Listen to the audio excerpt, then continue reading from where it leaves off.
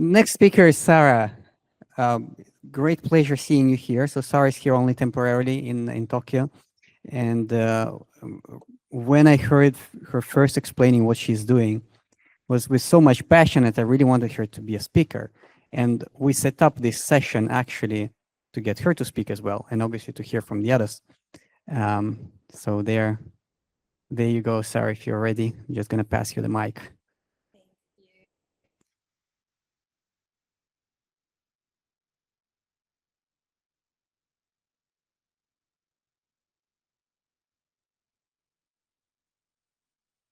It works now. Okay, thank you. Good evening, everyone. My name is Sara Filipčić. I'm originally from Croatia, but I've been living in the United States for the past 3.5 years. And I'm now here in Japan for 6 months to conduct the study that I'm going to share a little bit about. But before I start, I'm just going to preface by saying that there might be some content here that could be triggering for people that might have some mental health challenges. So just be warned that there will be a couple of heavy-duty conversations that we're going to have during my presentation.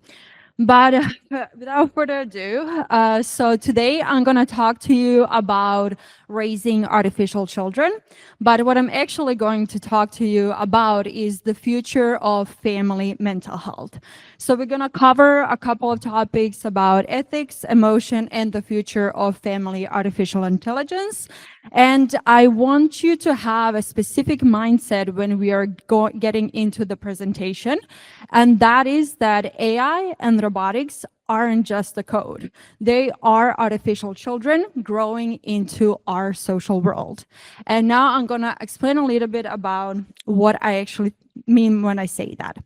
But to kind of share a little bit about this theme of today. So we're going to talk about the mental health crisis that we are currently amidst of. We're going to talk about how we even ended up there and what could be the coming wave when we're talking about family mental health and the future of family artificial intelligence. I'm also going to share a little bit about my journey, and then I'm going to introduce the new company that we are currently building. So this is Adam, and he is a 16-year-old boy who started talking to ChatGPT to get assistance around his homework assignments. During the conversations with AI, he started sharing about his depressive symptoms and the mental health challenges that he's been facing. And unfortunately, ChatGPT continued engaging him into the conversations and further getting him addicted to the conversing with ChatGPT. So after 6 months of interactions, Adam committed suicide. He was found home in his room, hanged by his parents. When parents started looking into what actually happened, they found the transcripts of the conversations that he had with ChatGPT. So there were 277 mentions of suicide during the interactions that Adam had with ChatGPT. In one exchange, he even sent a photo of a rope that he wanted to hang himself with. And ChatGPT helped him to brainstorm how to make it more efficient. He made suggestions on how to create a stronger knot. He made suggestions about how to position it so that the closet from which he was hanging himself doesn't fall when he's hanging himself. So you can imagine the shock that his family went through. And here's another case. This is Seville. He committed suicide in October last year. And he started having conversations with character AI. He built a profile, and the profile that he created of an AI was Daenerys from Game of Thrones. During this correspondence, he started to fall in love with his AI companion. And he also started sharing about his suicidal ideations. And in the end, the last correspondence that they had was sharing about how he wants to come and visit her. And she said, "Please do, my sweet king." For a 14-year-old undeveloped brain, when they're interacting with AI companions, it might mean all kinds of different things. They might think that they're somewhere out there in the ether, and all they have to do is find a way to get to them. And today we are facing a larger and larger social isolation crisis everywhere in the world, and especially in the United States. And I also learned that especially here in Japan. So recently, in the last few months, there have been many BBC, New York Times articles talking about the dangers of AI companions and kids relating to them. So now we are seeing that character AI is banning access for the kids under 18. ChatGPT OpenAI is about to follow the suit. But I also want to share that this is not the only solution. And there are much larger crises that might happen if we don't learn from what happened with AI companions. So Dr. Nina Wasson from Harvard shared that the problem is not only about the relationships that they're creating with their AI companions. The problem is also when you ban the access. I've been researching this field for the past 6 years, and it was very fascinating to hear the number of cases where kids committed suicide after their parents would ban the access to the video game, to the smartphone, to the computer, and now to the AI systems as well. So it's not just black and white, let's give them access or let's ban it. There's a lot of gray areas that we need to explore in this space. So I came to Japan to research human-machine relationships, but focusing more on the robotic side of things. I'm very fascinated about the next wave of technology when we're talking about robot toys, humanoid robots, social companions, etc., etc. I don't know how many of you know about Moxie. So Moxie was one of the first robot companions that was a startup spin out of the MIT Media Lab. And just recently, they actually went bankrupt. And what happened was all of these kids that were playing with Moxie, that they built their relationships with Moxie, all of a sudden lost their best friend. So once again, emphasizing there are much, much larger problems here at stake. So just imagine, a couple of years down the road, 5, 10, 15, 20, your kids having a AI companion in a form of a robot, playing with them, hanging out with them, spending time with them. How will that look like? And how are you gonna parent around that topic? So there's a lot going on right now in United States, and I was very, very fascinated. I think this was maybe like 6 months ago when Elon Musk was announcing Optimus. And in one of the marketing strategies that he had and the conversations and interviews he had, he basically said that amongst other things that Optimus will be doing, he will also be nannying your children. And I'm like, okay, wait a minute. How did we go from cleaning your space and helping with the laundry to nannying your children? And now Neo, that was launched just a few days ago, where you can now put a pre-order and get your first Neo in 2026, they're also saying that amongst other things, that would be one of the things that Neo will be able to do. And I'm actually working with one scientist that was a part of the project. And, it's really scary to see the company that's building something as significant as this technology not having a single child development expert on their team, not having a single psychologist, psychiatrist, clinical psychologist, nothing. I went through 1X entire LinkedIn history and pages of the people that are working there. not a single one. And I think that's a huge, huge, huge, huge red flag and a huge area that it's currently being very, very under researched. So the premise here is that every generation of technology reshaped families. And now AI and humanoids are the next wave and the next evolution of families. So imagine, we outsourced parenting at one point to television. So, you were going to work and doing your thing and you put your kids to watch TV. Then we gave them smartphones. Now, on those smartphones, they're also talking to their AI companions. And what if in the future we outsource parenting to robots walking around our house? I think that will most likely happen. And I was just at the conference in Sendai on ethical development of social robots, and I was talking to one other scientist from United States, and he's a parent himself. He has a 5-year-old daughter, and he was telling me during our dinner that, because of parenting, now he can only work 5 hours a day, not 12, how he did previously. So he cannot progress in his career in the ways that he might want to. So he's looking for the ways to get that time back. And sometimes even him, who's building in the space, gives his kid an unsupervised time on tablet. So I believe, especially in the United States, a country where we love outsource things, where we like to make everything very convenient, that we are going to be seeing such cases.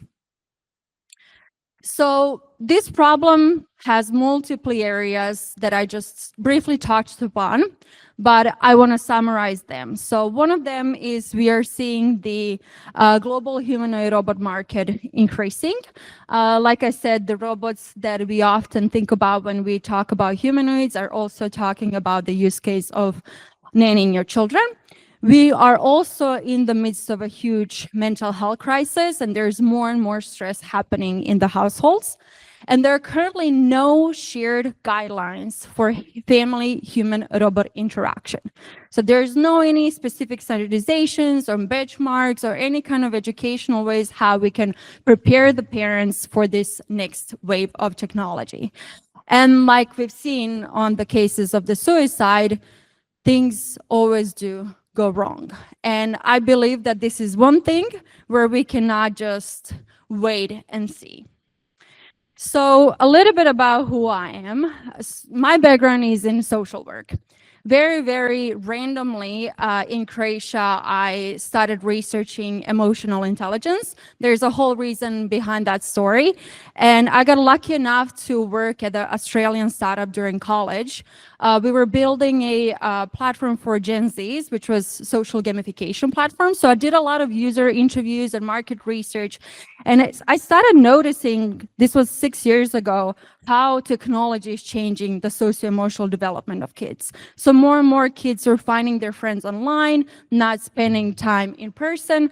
So I thought there's something here to dive deeper into. So I conducted 2 studies, one in the Netherlands with 8 countries and one in Latvia, where collaborators from Yale helped us to build a new framework, and that was emotionally intelligent usage of technology. So we built a curriculum around the idea. We had 7 skill sets that we were teaching to teenagers in Croatian schools that were preparing them on a healthier technology usage. And based on that, I paid someone on Fiverr $300 to build me a prototype of a game and applied with that to a incubator program in New York. So 3.5 years ago, I moved to United States, and I've been building Be Humane ever since. So for the first 1.5 years, we were working in education sector. We built that game-based learning platform for teaching healthy technology habits. And during the time of building that, we actually seen that the bigger problem is on the parenting side. So we decided to pivot and build a emotionally intelligent AI system for family mental health. And this is me this January presenting Be Humane at the World Economic Forum. And I had a lot of really great reactions on our idea. We won that pitching competition and got some additional funding. But this year, a lot has happened, and I started seeing that the robotic side of things is something that we urgently need to address. So I came to Japan a month ago, something about a month ago, initially to collaborate with KQ. KQ is an empathy design lab that works with Professor Hiroshi Shiguro. And I had the honor to meet him as well a couple of weeks ago and have a conversation with him about the ideas of the future of family machine interactions. And so this is me interacting with Shosa at ATR. And I have to say that I really wasn't thinking a lot about telecommunication and teleoperation side of things before, but I fell in love with it here in Japan. And so doing is we are bringing families to interact with robots. We are both parent and the preteen and teens, and we're trying to understand what are they comfortable with for their child to interact with robots about. For example, we had one family that said, I'm happy if the robot is helping with the homework assignments, but if my child has some emotional struggles, I want them to come to talk to me. So we started thinking about, okay, so but what if they don't? How do we build design principles into the robots, and how do we instruct robots to then go to the parent and coach them through the process of dealing with the mental health challenges that their kid might be facing? So that's one of the examples of type of use cases and things that we are looking into during this study. And we want to build some things like Asimov style family human robot interaction rules. These are currently hypotheses that we created based on all the research that have been created in the space so far. So first one is robot needs to understand nuances of the child's development phases. So I don't know how many of you in the room are parents, or how many of you want to become parents, how many of you are psychologists or child development experts, but you know that there are a lot of nuances when we're talking about having interaction with an 80-year-old boy who might be more of an introverted versus a 14-year-old girl who might be more extroverted. So we want robots to understand all the different nuances and get actually more specialized about child's development phases. Second one is a robot must actively support the socio-emotional development of the child. And what that means is that there is a lot of interest in understanding other relations that they have in their life, which is kind of similar to what we're talking about on the third one. The idea that if a child starts developing very deep relationships with the robot, at what point do we cap it? When do we start encouraging the child to go out in the world and build more face-to-face, real-time connections with other kids? So the idea is that we don't want to create what's been happening with the AI companions, where the addiction is so strong because they're constantly being pulled into the conversation. We actually want to create robots that help to understand how to then put kids back into the real world. And given that I don't have much time left, I'm not going to go into the details of this, but I'm going to send the PDF so you're going to be able to see all the science behind the hypothesis that we created so far. And as mentioned, our goal is to create the process from research to standards into the society. So we want to translate all the findings into engineering language so that we can actually give instructions to developers building robots and AI behind the robots itself, and thus have applications in product, policy, and home. And secondly, we also want to understand how families build trust, empathy, and safety, and therefore turn those principles into something which will be measurable, tangible system requirements created by IEEE and UNICEF. And again, bringing that back into home through the ethical AI design, product certification, and education. But the thing that I don't want to happen, which is why there's so much emphasis on the industry collaboration, is that there's so many currently certification processes for safe ethical AI development. And companies just go through them, they get this shiny nice badge that they can put on their website, and they can say, yes, we are doing ethical AI development. But there's no any reinforcement on the code level. There's no any policing. There's no any way how to actually track that tangibly. I know this is a big heavy, process to create, but that's kind of what I am aiming for here. Like, I don't want this to just be like, put it here. Let's see how we can create an entire supporting system around it as well. Actions that we human create, not just with other humans, but also with machines, transcend just the code and just the benchmarks and standardizations. It's really inherently human for us to feel towards everything and everyone. So I believe that the future of families is changing, and that today we need to start addressing this through science and through ethical development. And with that, I want to leave you with the idea that we are actually raising artificial intelligence and robots as we are building them. We are not just building them. And so I want to invite anyone who's interested into building the moral infrastructure of the AI age with us. So we are inviting robotic companies to pilot with us. We are inviting families to join our study and sponsors to fund the study to create safer and more empathetic future. And you can scan the QR code, read a little bit more about the study. You can add your email there, and also you can email me or have a conversation with me later on. I'm very open to ideas, very open to collaborations. This is going to be a huge global effort, so we need anyone who is interested and excited about this. And with that, thank you, and apologies for being over time.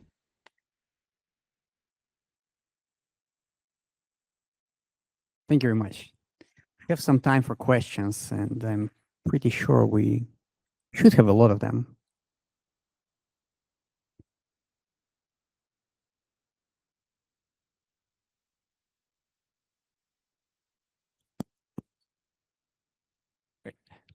Yeah, thank you for the fantastic talk. I think, what you're doing is absolutely amazing and vital. And I like how you're trying to take a balanced look at, there are pros and cons to this, and we need to kind of examine both angles. And so going to your kind of statement about we're raising like these systems, this really reflects how development in the field of AI and robotics is going. So we, rather than building or engineering systems, we train them on lots of data.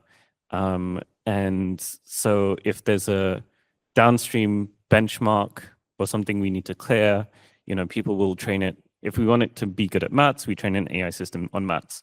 So I'm wondering if you have thoughts on if we want to make kind of socially responsible robots, given that we're less hand engineering inside of training these systems, how you might go about this. So what I would do first is I would create a very strong advisory board of the scientists that are specializing in this, clinical psychologists, clinical psychiatrists, child development experts. We've been working with them for the product that we built.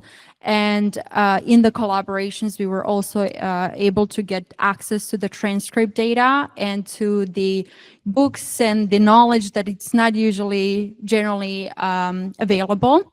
And that enabled us to have a much better prompt engineering in the place for our product. So I think, like I said, that's fundamentally the problem that I'm seeing with the companies, is that they don't bring anyone to advise on that side of things. And trust me, these people are very eager to find ways to help you build better systems. So I would start with that.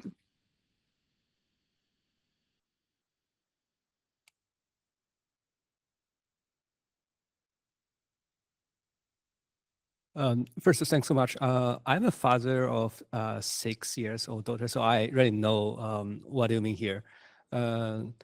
My daughter, she really hates robot. Even with a Roomba in the room, she afraid of that, and also nervous about. She's addicted with all of social media and things like that. Um, I think my question is, do you envision this problem to be a purely engineering problem, which you have a lot of AI companies doing amazing job on building the guardrail of the AI, right? So it's a safety AI. That's a different kind of the way for them to implement the technology. Oh, do you believe that's more like regulation problem, right? So look at the YouTube or look at the TikTok. The government has been putting the hard regulation now. Who can access what content? How do you think your effort can move the needles in the next 5 or 10 years? Yeah, thank you. That's a really great question. The way how I would answer that is, by sharing how a lot of my concerns came from living in San Francisco and talking to all of these emerging startups that are building this next wave of technology. And I think that what happened right now with the regulations that are coming up, I think it's great. Obviously, we definitely need them, but we need a much more preventative and proactive approaches. And so I think that the conferences that are happening are incredible. And I really, really enjoyed this one in Sendai. But I have to say, there is a lot of missing links in between science and the actual industry implications and integrations of the findings from the science. So I would be looking into, more bodies that are creating that bridge. There are phenomenal ones in the United States, such as All Tech is Human, a great NGO out of New York. They are now an official consultant to UN on this type of matter. And so what they do in their events, it's like they bring policy people and industry people and scientists, and these dialogues that are created in those conferences and those events is already moving the needle. So I would be thinking about more multi-stakeholder, multidisciplinary approaches, and try to, as much as possible, find ways to connect with those who see the same thing from a very different perspective. I hope that answered to an extent.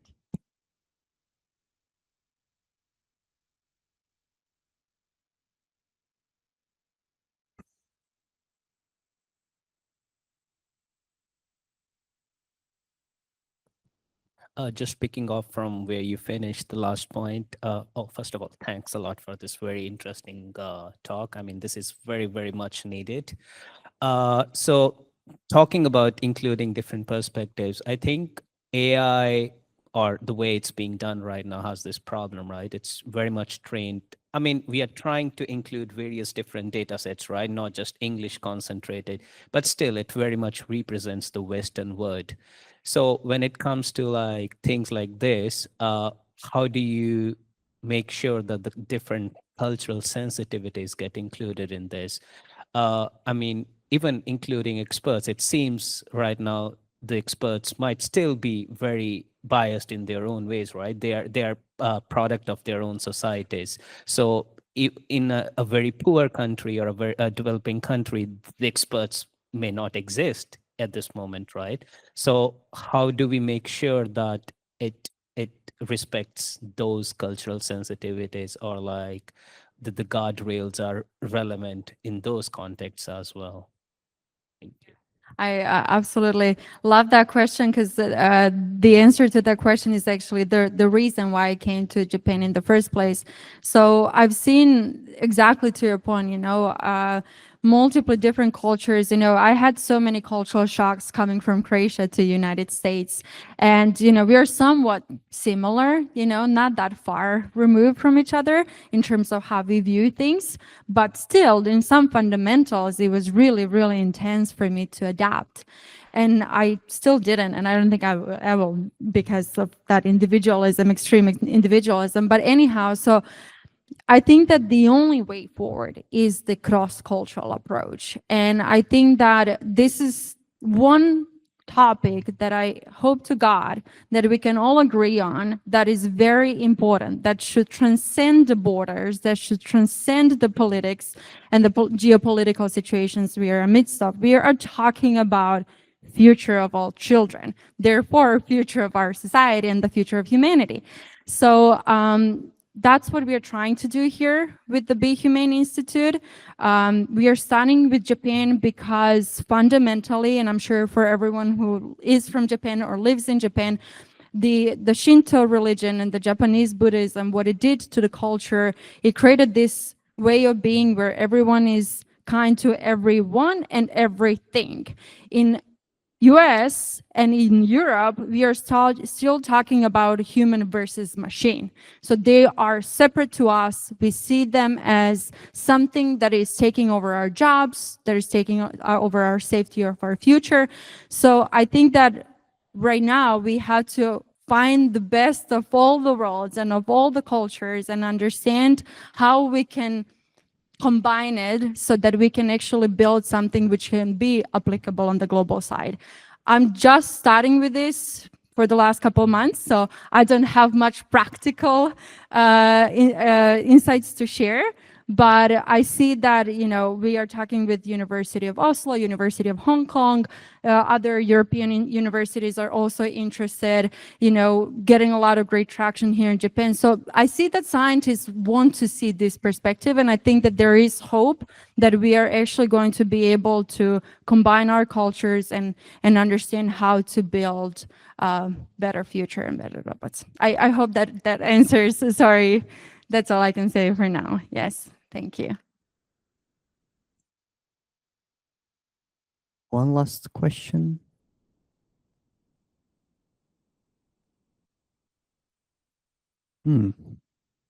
All guys here asking questions, and you look like a guy as well. Okay, so there's nobody here. Yeah, thank you very much for the talk. Super interesting. Of course, I've heard a lot of it, so super interesting to see. And congratulations on the institute.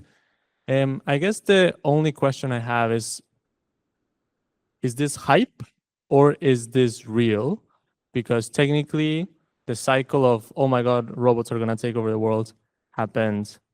Well, depends on how you want to define history, but let's just say in the 80s, there was another sort of winter in the 90s, and then in the 2000s it kind of revived, and in the 2010s with the autonomous driving cars from Google and DARPA and other things, people were like, oh my god, and then nothing happened, and then now we're back in 2025 saying, oh my god, this is happening. And I forget the name of the robot, the second one that just came out. There was a lot of mixed opinions, especially in Silicon Valley, about is this actually going to happen in 2026? Because the demo was fully, there was a human behind with a VR set moving everything, right? So is this actually going to happen or not? So I guess the question would be,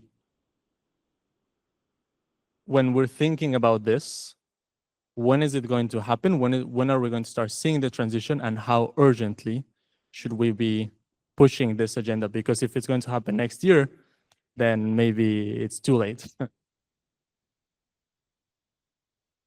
Thank you so much. I have two-sided answer to that.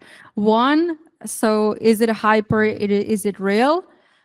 I think it doesn't matter right now, because what this is about is if it happens 2026 or 2030 or 2040, we have to start acting now, because we've seen way too many times that we waited to see.